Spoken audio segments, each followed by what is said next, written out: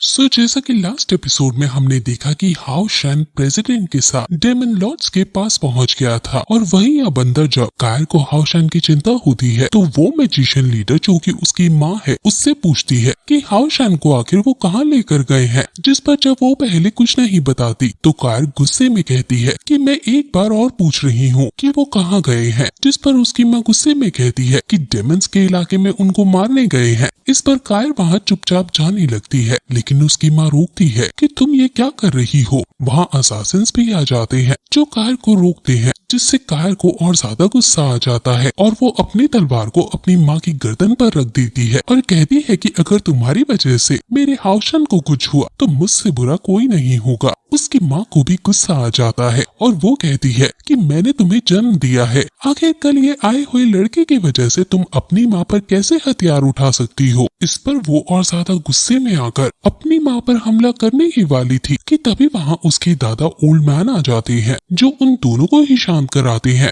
और उसकी माँ को वापस अपने काम में लगने को कहते हैं और खुद कायर को समझाते हैं कि हाउ शन और तुम्हारे पापा एक अर्जेंट मीटिंग पर गए हैं, अगर तुम उससे अभी मिलना चाहती हो तो मैं तुम्हें वहाँ ले जा सकता हूँ। वहीं हाउ शन और प्रेसिडेंट वहाँ से भागने की अब कोशिश कर रहे हैं और हाउ शन पूछता है कि आपको जब पता था कि यहाँ डेमन्स ने ट्रैप बिछा रखा है तो हम यहाँ क्यों हैं, जिस पर वो कहते हैं कि तुम बाद में सब समझ जाओगे, बस जब तुम वापस जाओ तब मिस्टर जिया ही को ये चीज दे देना। अब तुम्हारा टास्क है कि तुम्हें वापस एक्सॉर्सिज्म में जाना है। वहाँ तुरंत वो एक सील को ओपन करते हैं और हाउ शन को उसमें धकेल देते हैं, जिससे हाउ शन पोर्टल्स को क्रॉस करता हुआ एक्सॉर्सिज्म गेट पर वापस जाने लगता है। हाउ शन समझ जाता है कि जो वो पेड़ों पर सील लगाते आ रहे थे वो एग्जिट था मेरे लिए। वो जाते जाते उसे ये भी कहते हैं कि मेरी एक बेटी है कायर, उसका तुम अच्छे से ध्यान रखना क्योंकि अब मैं उसे कभी नहीं देख पाऊंगा। हाउ शन को ये सुनकर बहुत शौक लगता है कि ये कायर के पिता हैं और उन्होंने तो बस हाउ शन को यहाँ टेस्ट के लिए बुलाया था। अब प्रेसिडेंट दो डेमन लॉर्ड को अकेले ही फेस करेंगे और हाउ शन वापस नहीं जाना चाहता है।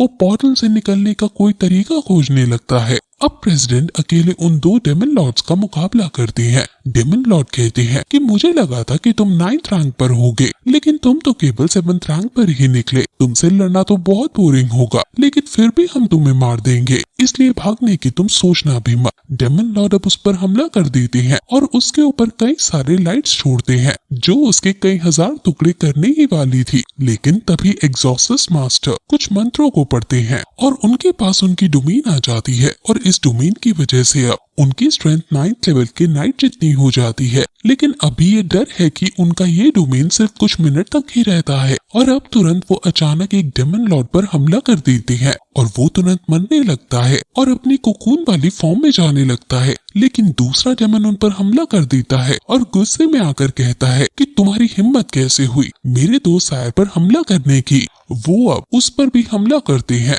और उनमें आइकॉनिक लेवल की फाइट होने लगती है। डेमन लॉर्ड को भी अब मजा आ रहा है क्योंकि उन्हें फाइनली एक शक्तिशाली ओपोनेंट मिला है फाइट करने के लिए। वो डेमन का एक हाथ भी काट देते हैं, लेकिन डेमन का फिर से एक दूसरा हाथ आ जाता है। प्रेसिडेंट बहुत ज्यादा घायल हो जाते हैं, लेकिन जब डेमन लॉर्ड पहले आए हुए असासिन्स का मरने का मजाक उड़ाते हैं तो प्रेसिडेंट को गुस्सा आ जाता है और वो गुस्से में उस पर अटैक करते हैं और उसको पकड़ने की कोशिश करते हैं और फिर उस पर जानलेवा हमला करते हैं, जिससे डेमन लॉर्ड भी घायल हो जाता है। लेकिन वो तुरंत प्रेसिडेंट के पीछे आकर उन्हें पकड़ लेता है और उनका सर बीचने लगता है और उन्हें बहुत ज्यादा दर्द देने लगता है। वहीं कायर और उसके ग्रैंडपा भी यहाँ भागते भागते आ रहे हैं। अब प्रेसिडेंट दर्द से तड़प रहे हैं, लेकिन तभी वहाँ साइड डेमन कोकून से बाहर निकल कर आता है और लॉक्सिन डेमन से उसको देने को कहता है क्योंकि अब वो उसे तड़पाएगा और अपने कोकून में जाने पर मजबूर करने के लिए उसे पनिश करेगा। लॉक्सिन डेमन उसे साइड डेमन को दे देता है और सायर उसके दिल को निकालने लगता है।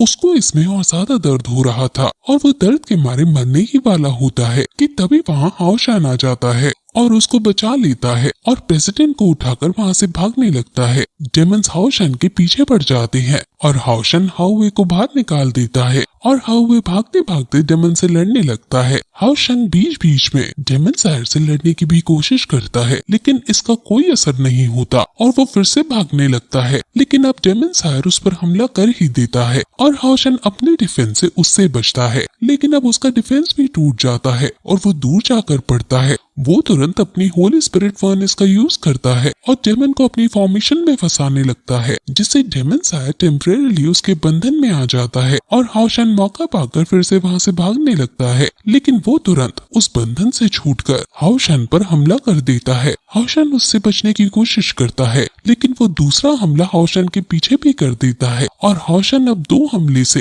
एक साथ नहीं बच सकता, इसलिए वो तुरंत हाउवे को बुलाता है और हाउशन अपने अटैक से उसे बचा लेता है और हाउशन को लेकर अब वहां से भागने लगता है। लेकिन अब लॉक्सिन डेमन हाउशन के ऊपर आ जाता है और उस पर अटैक करने लगता है और वो हाउशन को जान से मारने ही वाला होता है कि तभी वहाँ ओल्ड मैन आ जाता है और वो अपना डोमेन वहाँ छोड़ते हैं। उनकी और डेमन लॉक्सिन की पार सेम ही हो जाती है। ओल्ड मैन तुरंत हाउशन को जाने को कहते हैं, लेकिन डेमन सायर वहां आकर उस पर हमला कर देता है, लेकिन वहां कायर आ जाती है जो अपने असासन फॉर्म में आकर उन पर काउंटर अटैक करती है, लेकिन फिर भी उसका अटैक कम पड़ता है, इसलिए हाउशन भी वहां आकर उसे बचाता है और हाउशन को अब डेमन सायर का अटैक लगने ही वाला होता है कि तभी वहां हाउवे अपने असली फॉर्म ऑस्टिन ग्रिफिन में आ जाता है और वहां बहुत बड़ा धमाका होता है और डेमन्स के ऊपर वो बहुत ज्यादा ग्रेविटी प्रेशर छोड़ता है, जिससे वो नीचे धकेले जाने लगते हैं और वो दोनों ही ऑस्टिन ग्रिफिन को जानते हैं